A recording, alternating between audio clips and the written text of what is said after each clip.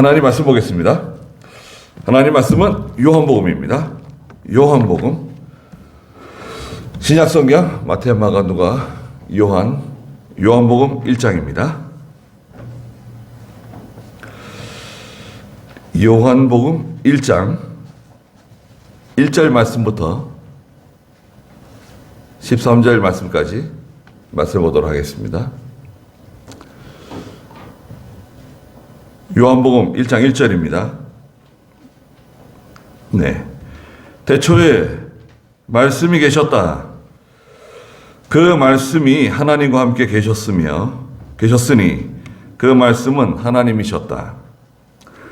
그분은 태초에 하나님과 함께 계셨다. 만물이 그분을 통하여 창조되었으며 창조된 것 중에 그분 없이 창조된 것은 하나도 없었다. 그분 안에 생명이 있었으니 그 생명은 사람들의 빛이었다. 그 빛이 어두움에 비쳤으나 어두움은 그 빛을 깨닫지 못하였다. 하나님께로부터 보내심을 받은 사람이 있었으니 그 이름은 요한이었다. 그가 빛에 대하여 증언하기 위하여 왔으니 이는 그를 통하여 모든 이들이 믿게 하려는 것이었다. 그는 빛이 아니라 그 빛에 대하여 증언하러 온 것이다. 모든 사람을 비추는 참 빛이 세상에 오셨다. 그분께서 세상에 계셨고 세상이 그분으로 말미암아 창조되었으나 세상은 그분을 알지 못하였다.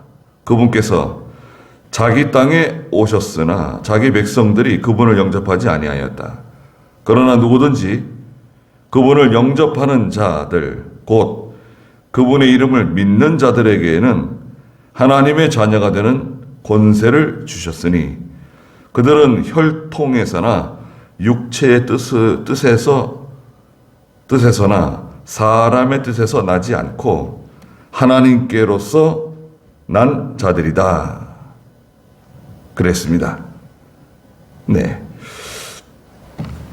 오늘 요한복음 1장 1절부터 13절의 말씀의 제목은 여러분 주보에도 있는 것처럼 그분 안에 있는 생명, 그 생명은 사람들의 빛이었다. 빛이다. 말씀하셨습니다. 4절에 보면 그분 안에 생명이 있었으니 그 생명은 사람들의 빛이었다. 그 말씀하셨습니다. 여기 그 1절에 보시면 태초에라고 말씀을 시작하고 있습니다. 태초라고 하는 이 단어는 창세기 1장 1절에도 나오죠. 태초에 말씀이 계셨다. 태초에 하나님이 천지를 창조하셨다는 말씀이 있죠. 그 태초는 창세기 1장 1절에 있는 태초는 그 하나님께서 이 천지 만물을 창조하실 때 그 창조 시점을 태초라고 말씀하신 겁니다. 그 태초죠. 그런데 요한복음 1장 1절에 있는 이 태초는 그거보다 훨씬 더 앞선 태초를 말합니다. 이 태초는 영원 전 태초를 의미합니다. 영원 전. 사실은 하나님께는 시간의 개념이 없거든요. 하나님은 시간의 개념이 없어요. 시간이라고 하는 개념은 어떤 유한한 존재에게만 적용돼요. 시한부적인 존재. 사람은 죽잖아요. 거기에는 이제 시간이라고 하는 개념이 있죠. 나무도 그렇고 모든 생물은 다 시간의 개념이 있죠. 근데 하나님은 시간의 개념이 없어요. 왜 없냐? 영원하신 하나님 아니냐? 영원이라고 하는 단어도 사실은 하나님께는 적합하지가 않아요. 영원이라고 하는 것도 시간적인 개념이잖아요. 하나님은 그 영원을 초월하시는 분이세요. 네. 그래서 그 시간을 적용할 수가 없습니다, 사실은. 여기서는 태초에라고 영원 전에 말씀이 계셨다. 말씀을 다른 말로는 미안하지만 로고스라 그러죠. 로고스. 말씀을 로고스라 그럽니다. 로고스 들어보셨죠? 로고스. 하나님의 아들 되시는 말씀. 그 말씀이 하나님과 함께 계셨으니 그 말씀은 하나님이셨다. 자, 이 말씀은 뭔가요? 말씀은 하나님의 뜻이라 그러죠. 하나님의 뜻. 여러분, 하나님의 말씀, 그 하나님의 뜻, 다른 말로는 하나님의 의지라 그래요. 하나님의 의지. 그 말씀, 하나님의 뜻을 알려면 그 말씀을 들으면 돼요. 그 말씀을 들으면 하나님의 뜻을 알 수가 있어요. 하나님께서 무엇을 원하시는지, 어떻게 하기를 원하시는지, 내가 어디를 가기를 원하시는지, 어떻게 내가 처신하는 것을 원하시는지 하나님의 뜻을 알 수가 있습니다. 그게 하나님의 의지예요. 너는 왜 아버지 말씀을 듣지 않냐? 왜 아버지 말씀을 순종하지 않냐? 그럴 때 그 아버지의 말씀, 아버지의 말, 그게 아버지의 뜻이죠. 아버지의 뜻, 부모의 뜻, 부모의 의지, 아버지가 뭘 원하시는지, 어떻게 하길 바라는지, 그렇죠? 그렇잖아요? 하나님을 잘 섬기기 위해서는 다른 건 필요 없어요. 하나님 말씀 잘 따라가면 되는 거예요. 그 말씀 잘 순종하면 하나님의 뜻대로 사는 거예요. 하나님 말씀대로 사는 거예요. 그런데 바로 그 말씀이 하나님이시라는 거예요. 그 말씀이 누구라는 겁니까? 예수 그리스도라는 거예요. 말씀. 2절에 그분은 태초에 하나님과 함께 계셨다. 예수님은, 그리스도는 태초에 하나님과 항상 함께 계신 분이셨다. 그래서 이것을 이제 다른 말로는 영원 자존자라 그래요. 영원 자존자. 영원부터 계셨는데 그분은 하나님과 함께 계신 분이셨다. 3절에 만물이 그분을 통하여 창조되었다 그랬습니다. 모든 우주 만물, 이 지구만 가지고 말하게 되면 별로 의미가 없는 것 같아요. 뭐 지금 기술이 좋아져 가지고 지금 화성에 막 보내잖아요. 화성에 막 보내가지고 화성을 탐사하고 그러는데 뭐 10년 안에 사람을 화성에 보내려고 지금 애를 쓰고 있잖아요. 근데 가는데 시간이 많이 걸립니다. 화성에 가는데. 많이 그래 시간이 단축됐는데, 예전에는 화성에 가는데 4년 걸렸어요. 4년. 쏴가지고 화성에 날아가는데요. 4년 걸렸습니다. 뭐 고속버스처럼 달리는 게 아니에요. KTX처럼 달리는 게 아닙니다. KTX 뭐 속도가 얼마인가요? 한 시속 한 300km 가까이 되잖아요. 270km 뭐 이제 500km짜리 KTX를 나온다는데요. 500km. 그럼 뭐 얼마나 빨리 달리는 겁니까? 그런데요. 화성에 가는 그 우주선을 쏘잖아요. 얼마나 빨리 가냐면요. 총알이죠, 총알. 총알의 속도에 12배, 20배, 30배 이렇게 날아가는 거예요. 그 전에는 한 4년 걸렸는데 지금은 많이 줄었습니다. 4년 걸리던 게 한 4개월로 줘, 4개월. 10분의 1로 줄어들었어. 10분의 1이 뭐예요? 굉장히 빨리 가는 거죠. 근데 여러분, 뭐 어디 타고 4개월 동안 날아간다고 생각해 보세요. 옆에, 바깥에 보면 새카맣고 말이죠. 아무것도 보이지 않는 우주 공간을 4개월 동안. 근데 거기 가가지고 살 수 있을까요? 근데 문제는 뭐냐면 돌아올 연료가 없어요. 돌아올 연료가 없기 때문에 거기서 죽을 각오를 하고 가야 된다. 정착해야 된다. 지원자를 모집했는데 지원자가 뭐 대단합니다. 몇천 명이 화성에 가겠다고 지원을 했어요. 네, 10년 안에 보낼 수 있을 것 같아요. 근데 화성에 가깝습니다. 우리가 제일 가까운 별도 중에 하나예요. 수, 금, 지, 화인데요. 지구 다음에 화성인데, 예. 제일 가까운 별인데도 이렇게 멀어요. 예. 목성이나 뭐, 그런 별들은 아직 우리가 탐사도 못하고 있습니다. 예. 그런데 이 태양계조차도 우리가 다 지금 가보지 못하고 그러는데 우주가 얼마나 넓습니까? 이걸 누가 창조하셨는가? 성경에 보니까 만물이 그분을 통하여 창조되었다. 창조된 것 중에 그분 없이 창조된 것은 하나도 없다. 말씀하셨어요. 창조주가 누구신가? 창조주는 누구십니까?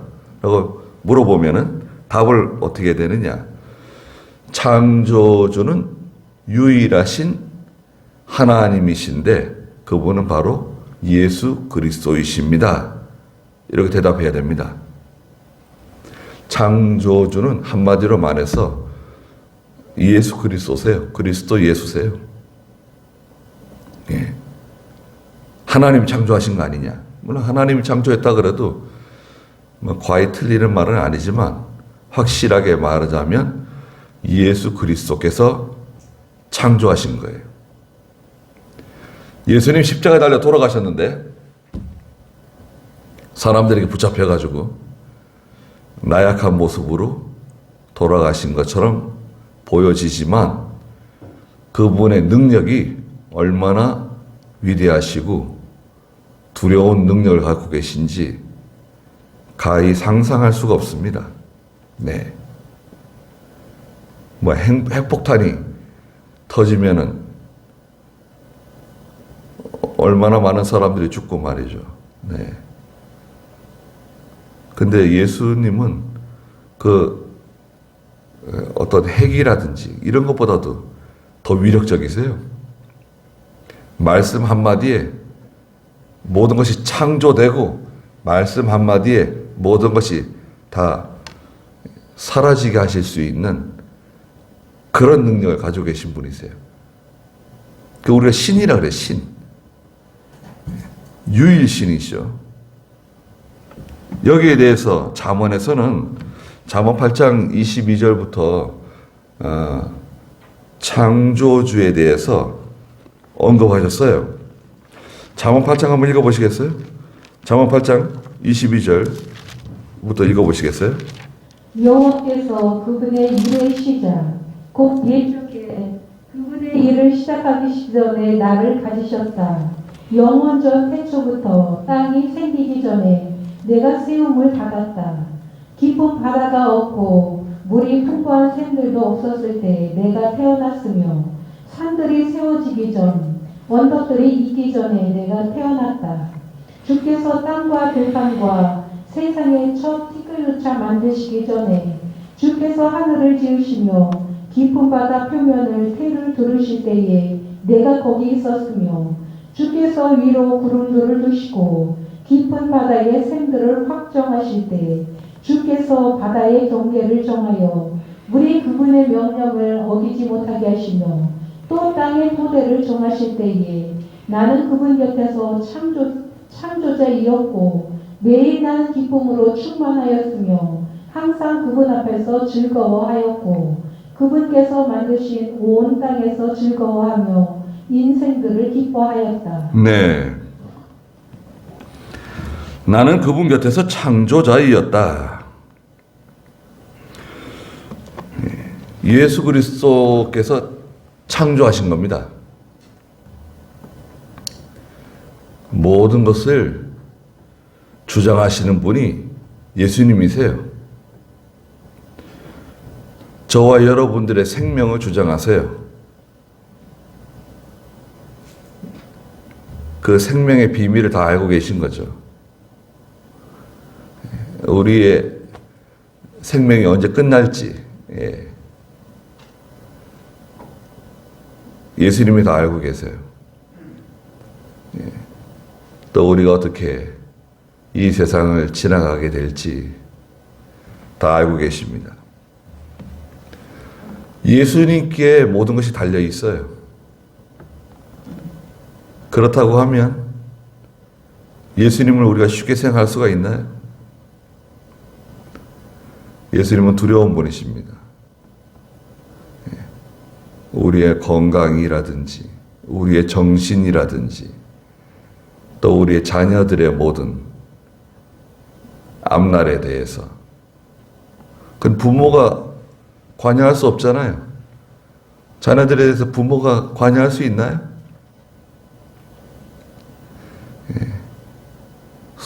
어렸을 때는 뭐 부모 손에서 자라기 때문에 뭐 부모가 주장한다고 생각할 수 있지만 사실 그것도 부모 뜻대로 잘 되지 않습니다. 사고가 나는 거, 질병에 걸리는 거, 건강하게 자라나는 거, 좋은 친구를 만나고 좋은 선생을 만나는 거, 좋은 배우자를 만나서 가정을 꾸리는 거, 건강한 자녀들을 낳는 것, 또 특별히 영적 생명, 믿음을 소유하느냐, 소유하지 못하느냐, 일평생 믿음으로 살아가느냐, 살아가지 못하느냐, 그런 모든 그 결정권이 그리스도께 달려 있어요. 그래서 천하 만물이 그리스도 앞에서 벌벌 떤다 그랬어요. 그런데 사람들은 죄가 많고 그리스도를 발견하지 못하고 그리스도를 발견했다 그래도 그리스도를 잘 알지 못해가지고 그리스도를 두려워하지 않고 그분의 뜻대로 살지 않죠. 또 그분의 뜻을 잘 알지를 못해요.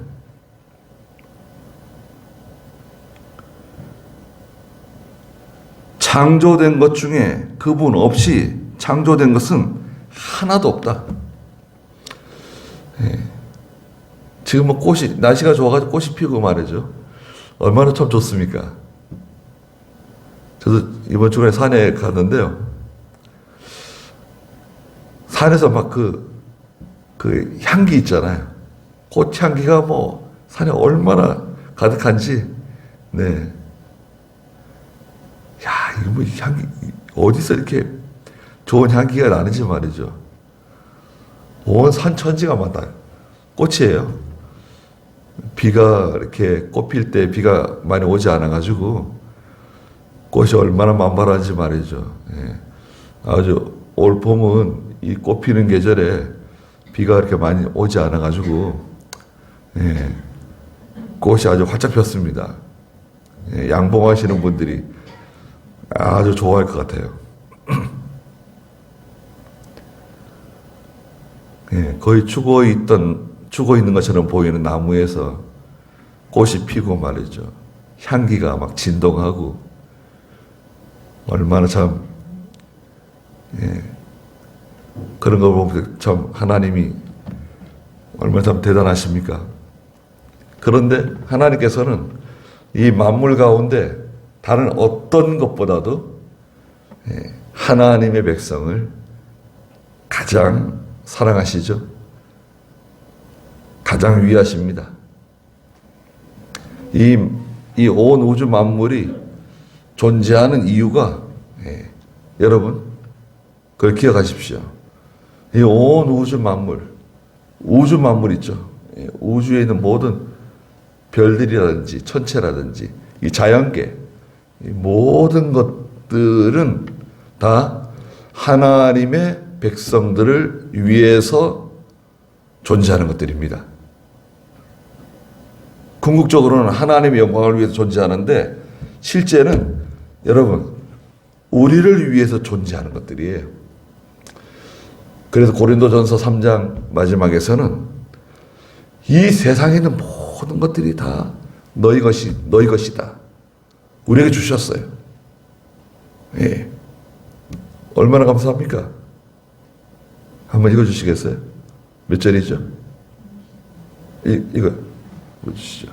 바울이나 아볼로나 게바나 세상이나 생명이나 사망이나 현재 일이나 장래 일이나 모든 것이 다 너희의 것이다. 그리고 너희는 그리스도의 것이고 그리스도는 하나님의 것이다. 네. 이 세상에는 모든 것이 다 하나님을 섬기며 믿음으로 사는 성도에게 하나님이 주신 겁니다. 왜 나는 그런데 그걸 갖고 있지 못하는가? 예.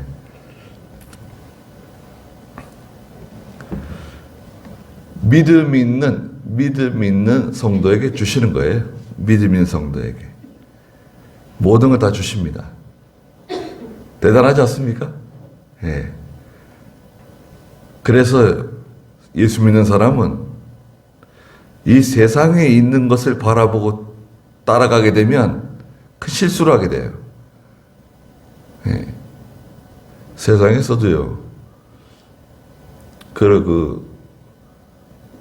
경영자라든지 그 위대한 사람들 보면 그 세상에 있는 것을 목적으로 따라가지 말라는 거잖아요. 그럼 돈을 바라보고 따라가지 말 거. 돈 얼마 주냐? 여기서 돈 얼마 주고, 저기 돈 얼마 주냐? 너는 돈 얼마를 가지고 있느냐? 너는 뭘 가지고 있느냐?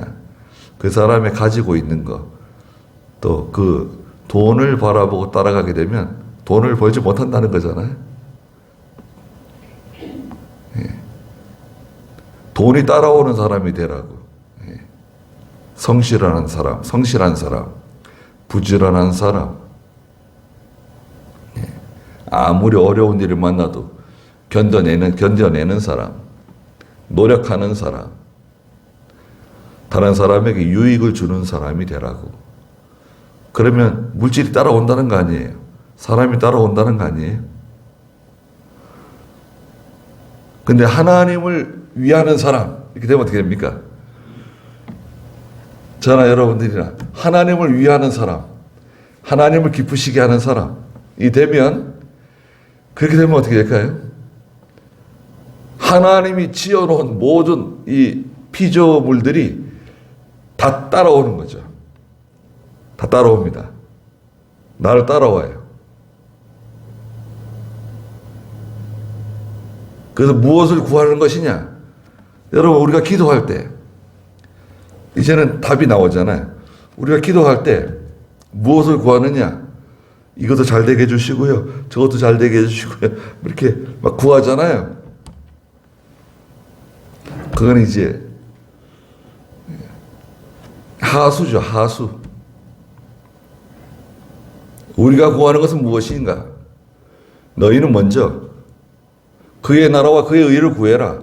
하나님께서 원하시는 것, 하나님께서 기뻐하시는 것, 하나님이 원하시는 것을 구하고 하나님이 원하시는 것을 따라가고 하나님의 뜻을 순종하라 이거죠. 그러면 이 모든 것을 너희에게 더해 주실 것이다. 이게 하나님 내신 원리예요. 공식입니다. 이 공식을 무시하고 살아간다. 세상 사람들이라 그래, 그거를. 근데 예수 믿는 성도도 이 공식을 무시하고 살아가게 되면 사는 게 재미가 없는 거죠. 피곤하고 힘들고 어렵고 잘 되는 건 없고 세상 사람들처럼 살아가게 되는 겁니다. 만물이 그분을 통하여 창조되었으며 창조된 것 중에 그분 없이 창조된 것은 하나도 없었다. 4절 읽어보세요. 그분 안에 생명이 있었으니 그 생명은 사람들의 빛이었다. 네. 그리스도 안에 생명이 있다는 것입니다. 생명. 이 생명은 영적 생명을 말해요. 육신의 이 생명도 생명이지만 여기서 말씀하시는 생명은 영적 생명입니다. 그리스도 안에 있는 생명. 생명을 잃었다. 그럼 어떻게 되는 거죠? 죽는 거죠. 작은 벌레부터 시작해서 곤충이라든지 동물이라든지 물고기라든지 또 날짐승들이라든지 다 생명을 가지고 있잖아요. 생명이 있으면 움직입니다. 예, 생명이 있으면 막 움직여요. 움직이잖아요. 생명이 있으면 움직여요. 예. 그걸 역사한다 그러죠. 역사. 그 역사를 뭐라 그럽니까? 하나님의 역사를 일한다, 움직인다, 일하는 걸 역사한다 그러죠. 생명이 있는 곳엔 역사가 나타납니다. 움직여요.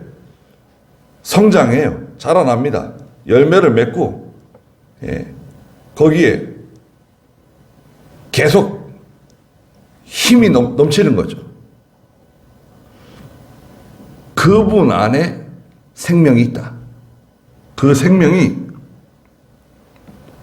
사람들의 빛이라는 겁니다. 예수님 안에 그 생명이 있는데 생명의 근원자인데 그분 안에 빛이 있다는 거예요. 그래서 생명은 빛입니다. 이건 지금 요한복음 1장은요.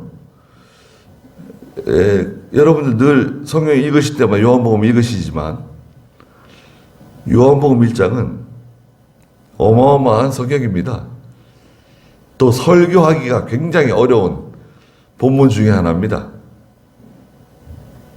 그래서 보통 설교자들이 요한복음 1장부터 13절 이 말씀을 몇 절 설교를 안 해요.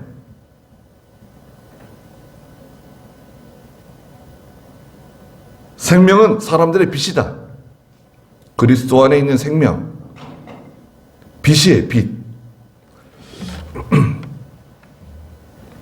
여러분, 이렇게 사람이 움직일 때요.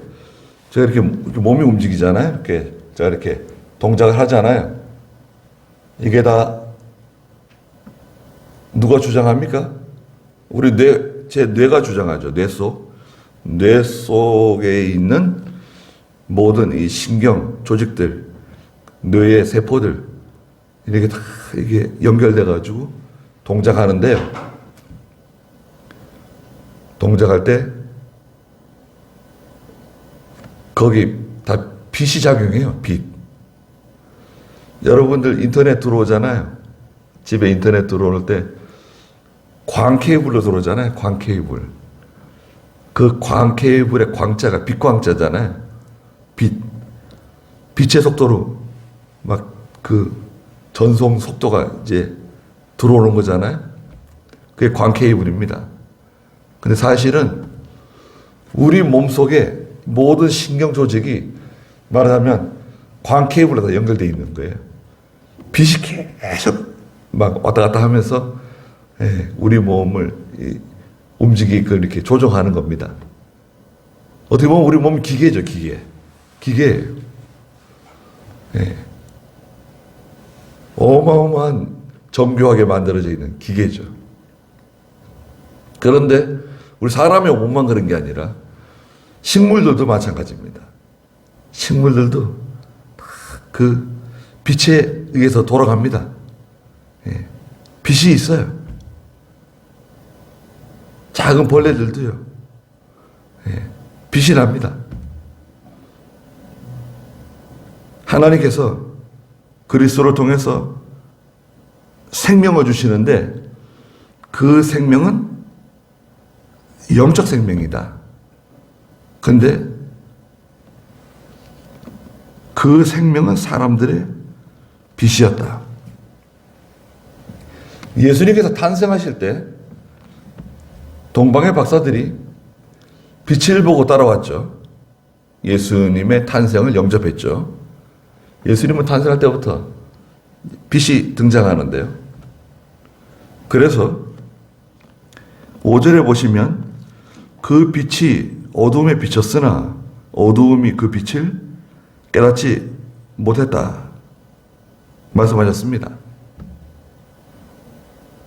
그래서 하나님의 백성이 되면 8장 12절에 가면 세상에 빛이 찾아왔다.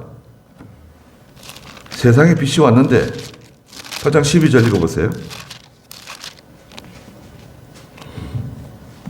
예수께서 다시 그들에게 말씀하시기를 내가 곧 세상의 빛이니 나를 따르는 자는 결코 어둠 속에 다니지 않고 생명의 빛을 얻게 될 것이다 하시므로 예수님께서 직접 말씀하셨는데 내가 곧 세상의 빛이다. 나를 따르는 사람은 결코 어둠 속에 다니지 않고 생명의 빛을 얻게 될 것이다. 예수님 따라가면 어둠 속에 다니지 않는다는 거예요. 거기에는 우울한 것도 없고 불행한 것도 없고 슬픈 것도 없고 아픈 것도 없고 어둠 속에 다니지 않는다. 죄 가운데 다니지 않는다. 나를 따르는 자는 결코 어둠 속에 다니지 않고 생명의 빛을 얻게 될 것이다. 빛 가운데로 걸어가는 거예요. 예수님 따라가면. 요한일서 1장 5절에서는 하나님은 빛이라 그랬어요. 하나님은 빛이다. 거기도 한번 읽어보세요. 요한일서 1장 5절. 우리가 그분에게서 듣고 너희에게 전하는 소식은 이것이니 곧 하나님은 빛이시고 그분 안에는 어둠이 조금도 없다는 것이다. 하나님은 빛이세요. 하나님 안에는 어둠이 조금도 없다. 그래서 제가 예수 믿고 하나님의 자녀가 되면 어떻게 되죠? 예수 믿고 하나님의 자녀가 되면 요한복음 12장 36절에 너는 빛의 자녀다. 빛의 자녀. 너도 빛이다. 말씀하셨어요. 빛의 자녀가 돼요. 요한복음 12장 36절. 너희는 빛이 있는 동안에 빛을 믿어 빛들의 아들들이 되어라. 예수께서 말씀하시고 그들을 떠나 숨으셨다. 네. 데살로니가 전서 5장 5절에서는 직접적으로 말씀하셨어요. 데살로니가 5장 5절에서도 넌 빛의 아들이다. 빛의 자녀다. 말씀하셨어요. 읽어보시겠어요? 너희는 모두 빛의 아들들이며 낮의 아들들이기 때문이다. 우리는 밤이나 어둠에 속하지 않았다. 네. 예수 믿는 성도는 하나님의 자녀인데 빛의 자녀들입니다. 여러분, 우린 다 빛이에요. 다 빛입니다. 광채가 나요. 우리 눈에는 그것이 육안으로는 잘 보이지 않지만 하나님은 보시죠. 또 마귀도 알아요. 빛의 자녀와 빛의 자녀가 아닌 사람, 어둠의 자녀, 마귀가 압니다. 또 빛의 자녀라 할지라도 그 빛이 약한, 빛이 약한 하나님의 자녀, 흐릿한, 빛은 나는데 흐릿한 그런 사람도 있죠. 죄 가운데 거하고 세상 가운데 속하게 되면 빛이 이제 흐려지는 거죠. 다시 한번 보세요. 예수 그리스도는 빛이시다. 하나님은 빛이시다. 너희는 빛의 자녀다. 어둠에 속하지 않았다. 여러분, 우리는 어둠에 속한 사람들이 아닙니다. 근데 마귀는 자꾸 성도를 그 어둠 속으로 다 끌어당기죠. 본질적으로 우리는 어둠 속에 속하지 않았기 때문에 어둠 속에 들어간다고 해도 둘 다 못 견뎌요. 빛도 못 견디고 어둠도 못 견뎌요. 밝은 빛이 나는데 그 빛을 어둠 속에 가뒀다고 생각해 보세요. 그럼 어둠이 견딜 수 있나요? 캄캄한 어둠 속에 빛이 확 들어왔어요. 그럼 어둠이 견딜 수 있나요? 어둠이 확 물러가죠. 빛이 나가니까 말이죠. 또 빛도 마찬가지예요. 어둠이 막 빛을 막 가두려고 막 누르고 그냥 에워싸더라도 빛이 거기서 못 견뎌요. 서로 근본적으로 달라요. 예수 믿는 사람이 세상 사람들처럼 살아가려고 하거나 세상 사람들이 살아가는 방식처럼 그런 방식을 사용하게 되면 자기한테 안 맞아요. 나한테 맞지 않는 옷을 입은 것 같아요. 또 예수 믿는 사람이, 하나님 섬기는 사람이 하나님의 뜻대로 살지 않으면 어색해요. 자기 자신이 알아요. 이건 어색하다. 이거 뭔가 좀 내가 이거 뭔가 좀 잘못하는 것 같다. 자기가 알아요. 왜? 빛이 되었거든요.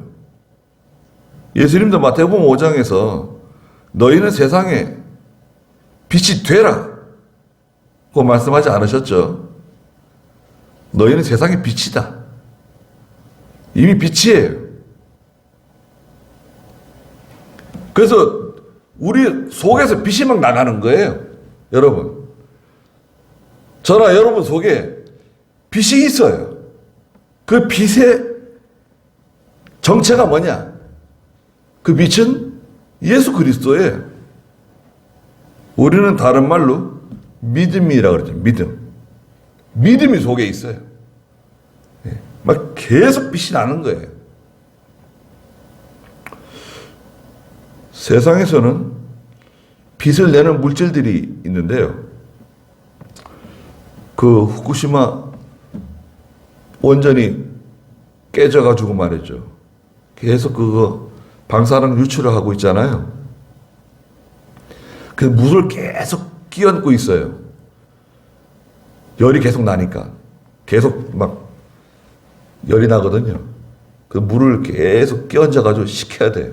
식히지 않으면 그게 폭발해가지고 더 큰 재앙이 나니까 물을 계속 뿌리고 있죠. 그 우라류 원자력 발전소로 돌리는 핵 원료인 우라늄 있잖아요. 거기 한번 불을 붙이면 이게 안 꺼지는 거예요. 이게 10년이면 10년, 20년, 20년 계속 뭐 어마어마한 열을 내니까, 빛을 내니까요. 예. 끌 수가 없어요. 다른 기술적인 게 없어요. 그 물을 계속 끼얹고 있는 거예요, 지금. 식히느라고. 근데 그 물이 이제 오염되니까요. 어마어마하게 막 저장 탱크를 만들어서 저장하고 있죠. 근데 저장할 곳이 도저히 없어가지고 바닷물에다가 방출한다 그러니까 뭐 주변에 중국이라든지 한국이라든지 막 지금 방출하지 말라고 바닷물에도 버리면 안 된다. 막 지금 난리잖아요. 바닷물에 막 지금 몰래 흘려보내고 있는가 봐요, 일본이.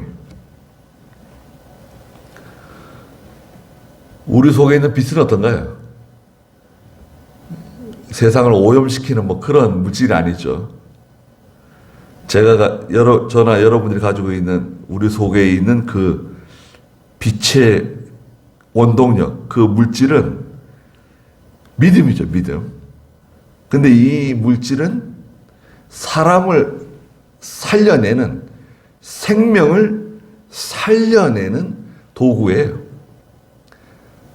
우리가 가지고 있는 이 빛은 어둠 속에 들어가면 어둠이 물러가는,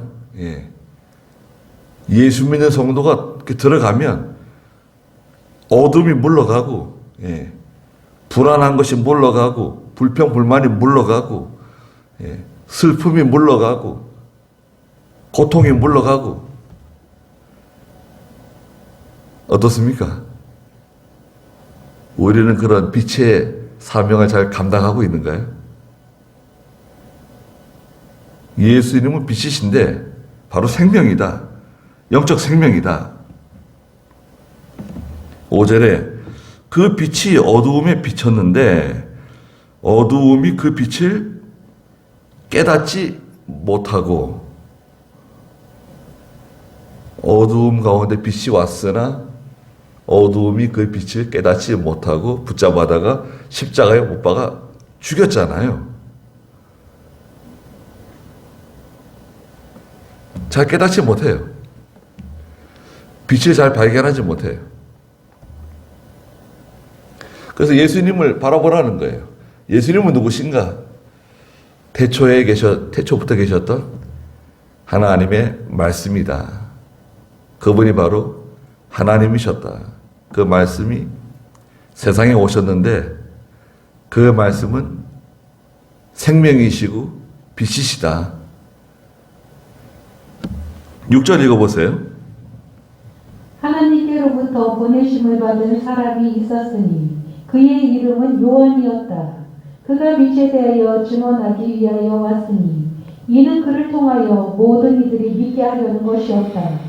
그는 그 빛이 아니라 그 빛에 대하여 증언하러 온 것이다. 네, 하나님께로부터 보내심을 받은 사람. 네, 다른 말로 말하면 사도죠.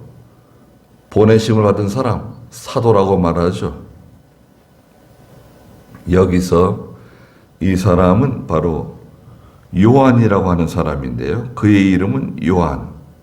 우리가 이제 세례 요한이라고 이제 별명을 붙여서 세례 요한이라고 부르는 요한이라고 하는 사람이 있었는데 7절에 그가 빛에 대하여 증언하기 위하여 왔다.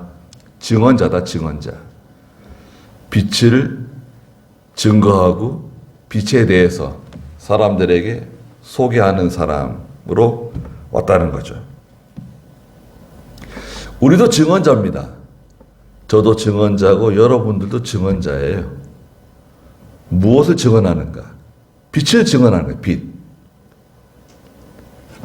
빛을 바라보라는 거죠. 빛을 따라오라는 거죠. 예수 믿고 하나님의 자녀가 되라는 거예요. 생명을 얻고 영생을 소유하라고 증언하는 겁니다. 그는 빛이 아니다. 세례 요한은 빛이 아닙니다. 그 빛에 대해서 증언하러 온 증언자. 20절에도 보면 나는 그리스도가 아니다. 세례 요한이 직접 말했죠. 그럼 너는 누구냐? 너는 도대체 너라고 하는 사람은 누구냐? 네 정체를 밝혀라. 그랬더니 세례 요한이 23절에 가면 나는 선지자 이사야가 말한 것처럼 주님의 길을 곧게 하여라 라고 광야에서 외치는 자의 소리다. 소리. 광야에 외치는 자의 소리다. 나는. 그게 내 정체다. 이렇게 자기를 소개하고 있죠. 증언자. 그 다음에 이제 영접하는 사람이 있어요. 빛을 영접하는 사람. 9절 읽어보세요. 모든 사람을 비추는 참빛이 세상에 오셨다. 그분께서 세상에 계셨고 세상이 그분으로 말미암아 창조되었으나 세상은 그분을 알지 못하였다. 모든 사람을 비추는 참빛, 그 빛, 생명의 빛, 예수 그리스도께서 세상에 오셨죠. 네, 인간의 몸을 입으시고 피조물의 몸을 입으시고 세상에 오신 거예요. 여러분, 우리가 작은 그 벌레로 다시 태어난다고 생각해 보세요. 뭐 개미로 태어난다든지, 뭐 풍뎅이 같은 벌레로 태어난다든지, 아니면 땅속을 기어다니는 지렁이라든지, 작은 벌레로 태어나서 살아간다고 해보세요. 그러면 어떤가요? 얼마나 낮아진 건가요? 어마어마하게 낮아진 거죠. 네. 우리가 뭐 닭이라든지 병아리로 태어나 보세요. 언제 주어지지 못하는 말이죠. 네. 그 양계장에 가가지고 그 제가 아는 분이 그 병아리 키우는데요. 병아리 한 4만 수씩 키워요. 그 한 번씩 이렇게 병아리 출하하고 그 다음에 깨끗하게 청소하고 이제 새로 모래 깔고 다 한 다음에 또 이제 병아리 받는데 한 번 받을 때 한 4만 수 받아요. 그래가지고 이제 이제 얼마큼 키워가지고 이제 출하하는데 한 40일 키우는 거죠. 40일. 네. 그 병아리들이 수없이 병아리들이 다 제각기 다 얼굴들이 다 다르고 말이죠. 네. 살아가는데 한 40일 잘 키워가지고 그 다음에 출하하면 그냥 통닭집으로 가는 겁니다. 삼계탕집으로 가는 거예요. 예. 병아리로 태어났으면 닭으로 태어났으면 어떻게 되는 겁니까 우리가? 예. 근데 하나님의 자녀로 살아가는 사람이 되었으니 말이죠. 그 예수님께서 인간의 몸을 입고 오셨다고 하는 것은 우리가 병아리나 이런 벌레로 태어나는 것보다 더 낮아지신 거예요. 그거보다 더 낮아지신 거라고요. 그런데 세상에 왔는데 구원하시기 위해서 왔는데 사람들이 와가지고 그분을 붙잡아다가 십자가에 못 박아 죽였어요. 이건 뭐 상상할 수 없는 일이 벌어진 거죠. 네. 하나님께서 세상에 오셨는데 인간의 몸을 입고 사람들이 와가지고 야 달려 들어가지고 십자가에 못 박아 죽였다고요. 그건 의식이 아닙니다. 그냥 지나가는 그런 의식적인 것이 아니에요. 그 고통을 다 겪으신 거예요. 친히 인간이 되셔가지고 슬픔을 맛보시고 질고를 아시고 머리에 가시멜로관 쓰시고 채찍에 맞으시고 창에 찔리시고 심지어는 죽었어요. 네. 그걸 우리를 위해서 다 대신 당해 주신 거예요. 우리의 죄를 용서해 주시기 위해서. 얼마나 참 감사합니까? 근데 빛이 왔는데 세상에 계셨는데 구약시대 때도 예수님이 계셨죠. 구약시대 때 예수님은 그리스도는 어떻게 계셨는가요? 아브라함이 장막 앞에 있는 상수리 나무 아래 앉아 있을 때 천사와 함께 하나님께서 아브라함을 찾아오셨죠. 찾아오니까 아브라함이 뛰어나가서 늙은 아브라함이 뛰어나가가지고 영접해가지고 들어오셔가지고 잠깐 머무시고 제가 만들어드리는 맛있는 음식을 제발 드시고 가시라고 영접하죠. 그래가지고 아브라함이 만들어주는 음식을 맛있게 드시고 나서 두 천사는 떠나가고 어디로 떠나갔습니까? 소돔 고모라를 향해서 떠나가고 나머지 한 분은 남아서 아브라함과 대화를 계속 나누시죠. 아브라함이 소돔 고모라의 의인이 50명 있으면 어떻게 하겠습니까? 45명 있으면 어떻게 하겠습니까? 그래서 대화를 나누시죠. 그분이 누구신가요? 예.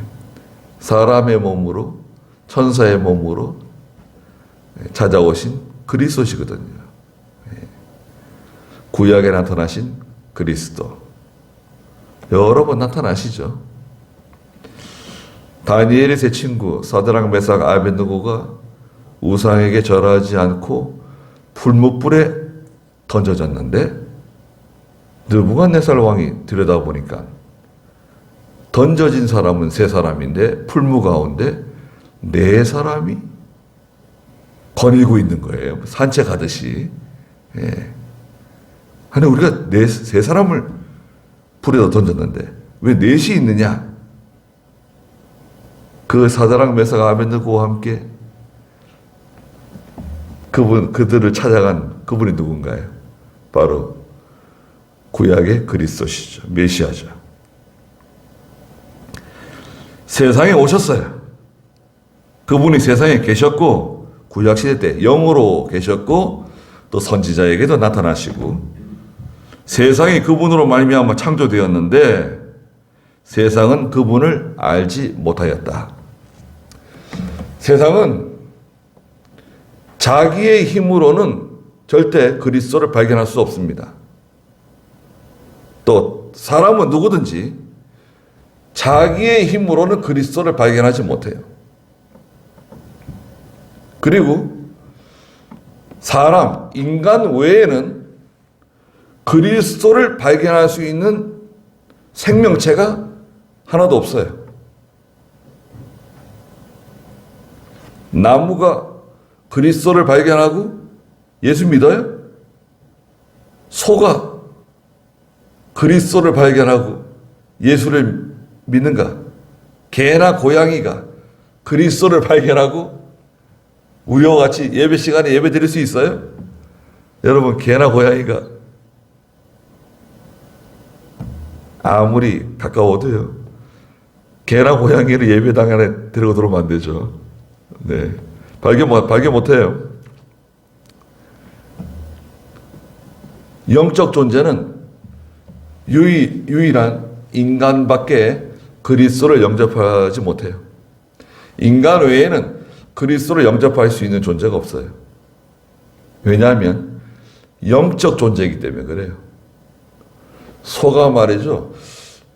뭐 말도 그렇지만 말도 가까이에서 보시면은 의외로 크죠. 말이 큽니다.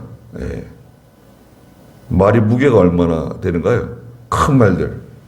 여러분, 큰 말 있잖아요. 우리가 사람 봤을 때 이렇게 뭐 커 보이지 않아도요. 말이 한 600km에서 800km 나갑니다. 한 800km, 보통 한 800km 말들이. 힘이 얼마나 좋습니까? 뭐 사람 여러 사람 태워 달리잖아요.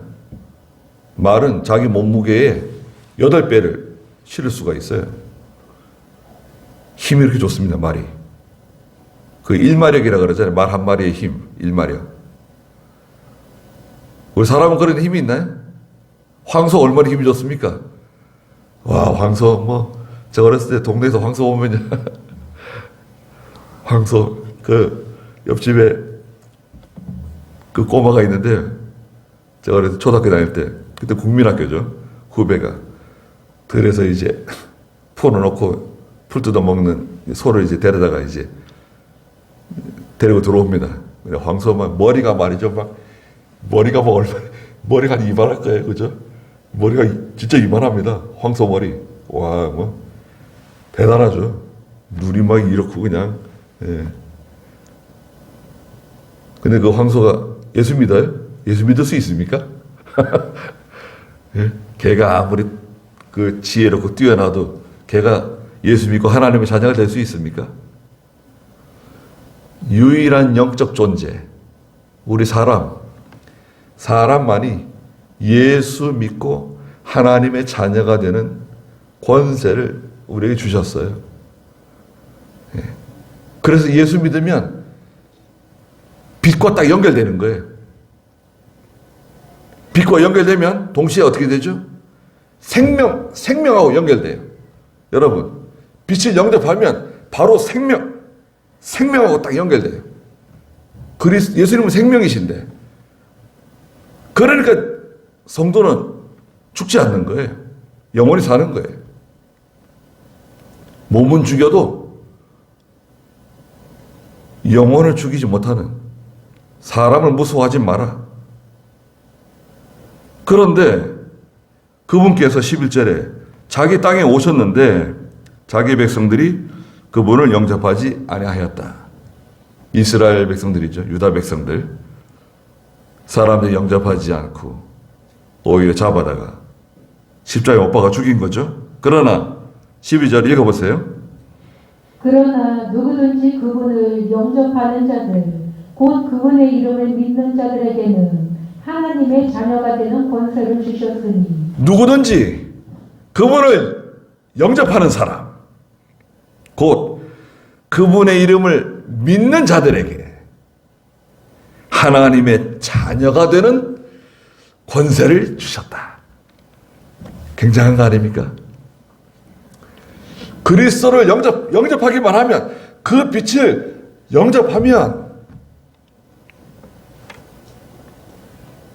어떻게 영접하느냐? 영접하는 방법은 그분의 이름을 믿는 거다. 믿는 거. 하나님이시며 하나님의 독생자이시며 우리의 죄를 구속해 주시기에 위해서 오신 구주로 제가 믿습니다. 영접하면 하나님의 자녀가 되는 겁니다. 어둠에서 빛으로 이동한 거예요.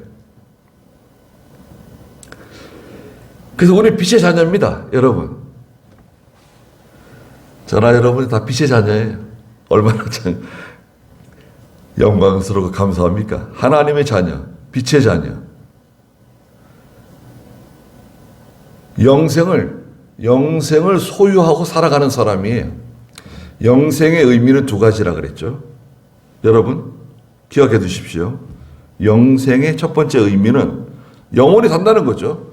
영원히 사는 생명을 얻었다. 영생을 소유하고 있다. 두 번째는 영적 생명입니다. 영적 생명. 우리 속에 있는 영적 생명이에요. 우리 속에 있는 영적 생명, 우리가 선물로 받은 겁니다. 왜 영적 생명이 필요하냐? 영적 생명이 있는 사람, 그 사람을 산영이라고 해요. 산영. 죽은 영에서 산영이 된 거죠. 하나님과 연결되지 않은 사람은 죽은 영이라 그래요. 여기 이제 예수 믿지 않고 살아가는 세상 사람들 있잖아요. 영을 소유하고 있지만 죽은 영이라고 말합니다. 죽은 영. 왜 죽은 영이냐? 하나님과 연결되지 않은, 그리스도와 연결되지 않은 사람은 죽은 영이에요. 그리스도와 연결되는 순간, 예수 믿는 순간, 빛과 연결되는 순간, 살아나는 거예요. 죽었던 영이 살아나는 거예요.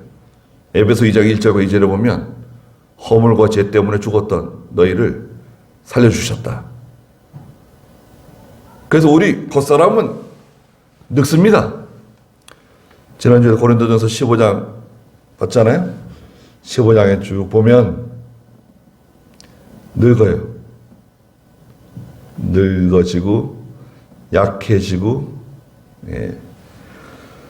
몸이 무거워지는 거죠. 뭐 이제 아무리 좋은 음식을 먹어도 늙는 것을 막지 못하죠.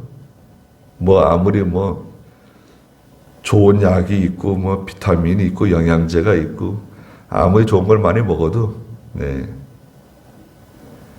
늙어요. 김일성이가 오래 살겠다고 그렇게 발버둥 쳤지만 죽은 지 뭐 얼마나 됐습니까?